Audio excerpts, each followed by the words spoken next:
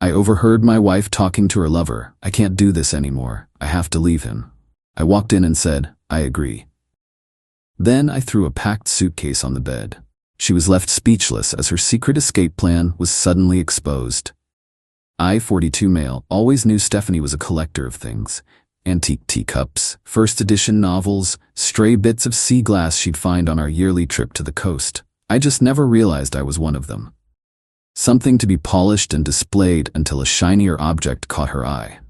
The shinier object, I learned, was named Jason. It started subtly. The locked phone screen, a new thing for her. The sudden interest in a spin class that was conveniently across town. The way she'd smile at a text, a soft, private little smile that hadn't been meant for me in years. I'm not a fool, but I am, admittedly, a patient man. I believe in giving people enough rope. I just never expected her to fashion a noose with it and hand me the other end. The end came on a Tuesday. I'd come home a little early. The house was quiet. I walked into our bedroom to change, and that's when I heard it. Her voice, a hushed, urgent whisper from the adjoined master bathroom. I can't do this anymore, Jason. I have to leave him. It's just logistics. The house, the money. I need to figure it out, make a plan. A plan. My wife, the collector, was planning to discard me. My heart didn't shatter. It didn't pound. It went still. A cold, heavy weight in my chest. All the little details, the late nights, the vague excuses, they didn't just click into place. They fused together into a single, ugly picture. I looked at the suitcase on the top shelf of my closet. An old Samsonite, the one we used for weekend trips. I took it down. My movements were silent, deliberate. I opened our shared dresser, her side. I packed methodically, the expensive silk blouses she loved, the designer jeans, the cashmere sweaters. I didn't forget the toiletries from the bathroom cabinet, the fancy French face cream, the serum that cost more than our weekly groceries. I heard the toilet flush. Her footsteps approached the bathroom door. I waited until she was fully in the bedroom, her phone still clutched in her hand. Her eyes widened when she saw me, a flicker of panic in their depths. You're home early, she said, her voice a little too bright. I am, I replied, my own voice unnervingly calm. I lifted the packed suitcase and threw it onto the bed between us. The thud was heavy. Final. Her gaze dropped to the suitcase, then back to my face. The color drained from her cheeks. What? What is this? You said you needed to leave, I said, meeting her stare. I agree, so go. The silence that followed was more profound than any shouting match could ever be. Her mouth opened and closed, but no sound came out. The secret plan she'd been whispering about moments before was suddenly splayed out on the bed, exposed and ugly. The strategist in her had met an unforeseen obstacle. Me. And I had a plan of my own. It was just beginning. Update. It's been 7 days since I threw that suitcase on the bed. Thank you for the comments and DMs. It's grounding. A lot of you asked what happened next. The short answer, entitlement happened. Stephanie stood there, speechless, for what felt like an eternity. The first words she finally managed to stammer out were not, I'm so sorry, or, how did you know? They were, you can't just kick me out. It was so perfectly her. I'm not kicking you out, Stephanie, I said, keeping my voice level. I'm facilitating your decision. You said you wanted to leave. I'm helping. I gestured to the suitcase. Your go bag is ready. She went straight to anger, a defense mechanism I knew well. This is my house too. You can't do this. Actually, I said, pulling a folded paper from my back pocket, it's not. The house was mine before we married. The prenup we both signed is very clear on that. The prenup. The sensible, unromantic document her own lawyer had advised her to sign 15 years ago. A detail she had clearly forgotten in her planning. The blood drained from her face again. She called Jason. Of course she did. I went downstairs to make coffee. I could hear her frantic, hushed tones from the bedroom. 20 minutes later, a beat-up sports car I'd never seen before pulled into my driveway.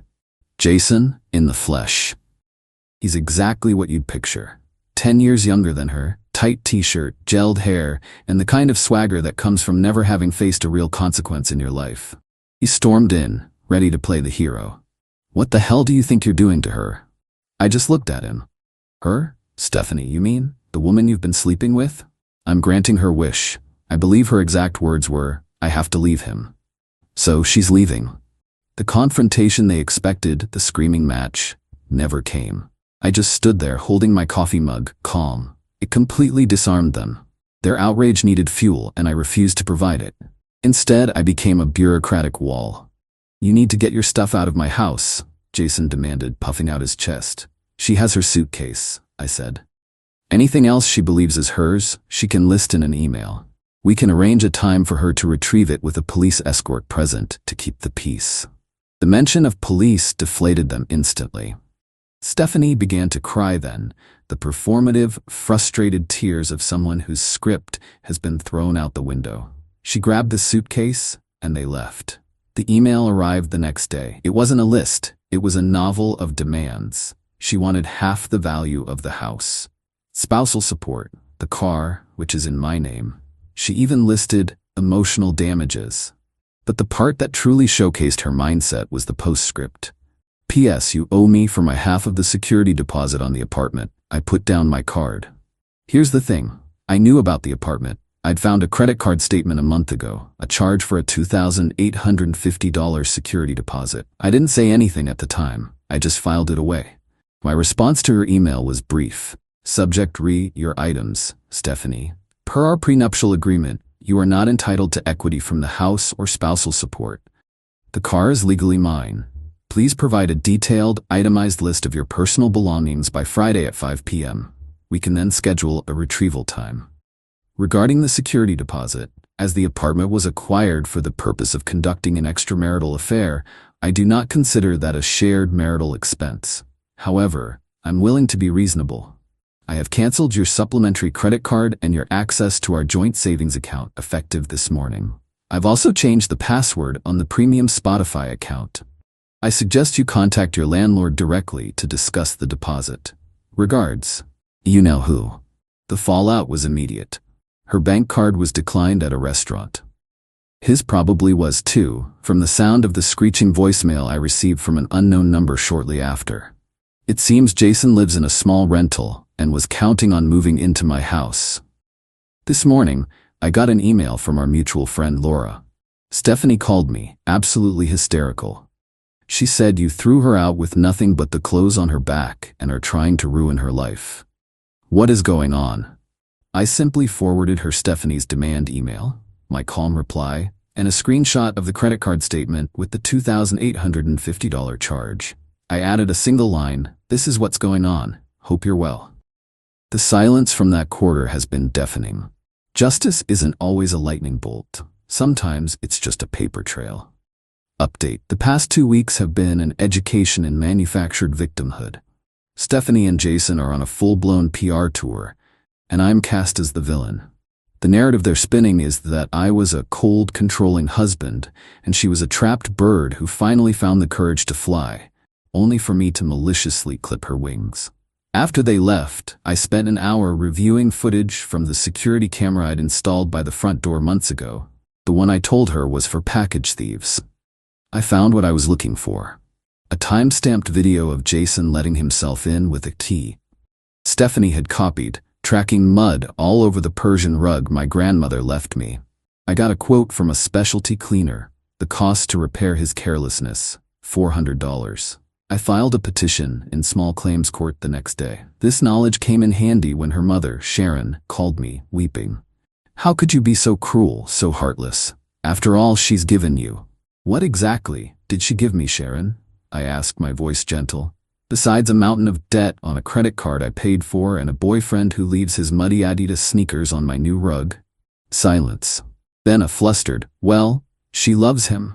I'm happy for them," I said truthfully. "All I've done is remove the obstacles to their happiness. She's free to be with him.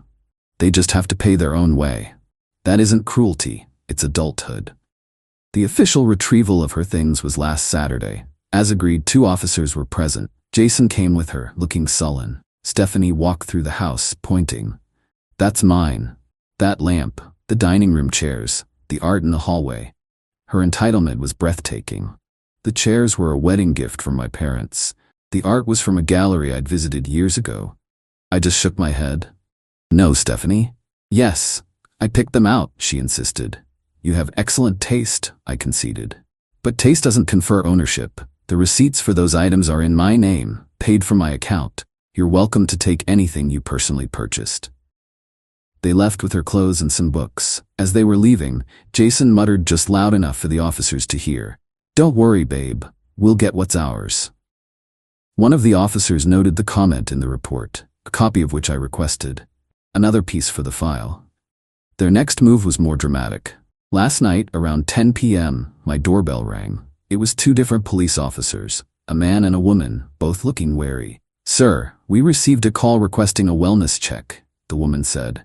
"The caller stated you were despondent, potentially a danger to yourself." I felt my blood run cold, but I kept my face impassive. "I see. And who was the caller?" "It was anonymous, sir. But they sounded very concerned." "I'll bet they did," I said, stepping back. "Please, come in. As you can see, I'm perfectly fine. I was just reading." I gestured to the book on my chair. "This is a malicious, harassing call. It's part of a campaign by my estranged wife and her partner after I discovered their affair." I walked over to my desk and picked up a thin folder. "This might provide some context. This is a copy of a police report from last Saturday, detailing my wife retrieving her belongings. Please note the final sentence, where her partner, Jason, makes a veiled threat in the presence of two of your colleagues." They read the report. Their entire demeanor shifted. The suspicion in their eyes was replaced by a weary understanding. They had seen this kind of ugly domestic drama before. They apologized for the intrusion, and I thanked them for their professionalism. The incident was documented. Their campaign to paint me as unstable had just given me another official piece of paper proving a pattern of harassment. Final update. It's been 4 months. The dust hasn't so much settled as it has been swept away, revealing a clean, if somewhat empty, foundation. This is the final chapter, the resolution. The small claims court date was an interesting experience. Jason actually showed up, Stephanie in tow. He tried to argue the rug was already old and that the mud was hardly anything. He was loud and indignant. I was quiet. I presented the judge with the video still of him walking on the rug, the timestamp clearly visible. I had a signed affidavit from the rug specialist about the nature of the damage, and a formal, itemized quote for the $400 cleaning. The judge looked from my folder to Jason's blustering and back again. The judgment was in my favor. It took another 2 months and a wage garnishment filing, but I eventually got the $400. It was never about the money. The social fallout for them was a slow burn, not a sudden explosion. Laura had shared the true story with a few people, and that quiet truth was more powerful than Stephanie's loud lies. People weren't openly hostile to her. They just became unavailable. Dinner invitations grew scarce. Calls went to voicemail. Our friends had witnessed my calm, documented approach versus her frantic, contradictory stories. They made their choice, not with a grand gesture, but with 1,000 quiet evasions. The final piece of justice came from a place I never expected. I received a phone call from a man who identified himself as the landlord of Stephanie's apartment. "Hi, I know this is an odd call," he began, "but your number was listed on the application for Stephanie. She and her partner broke their lease, and they owe me a significant amount of money. She told me to call you, that you would help her sort it out." I could almost see her saying it, the desperate, manipulative play of a cornered narcissist. "I'm sorry you're in this position," I said, my voice perfectly level. "Let me be very clear so there's no confusion.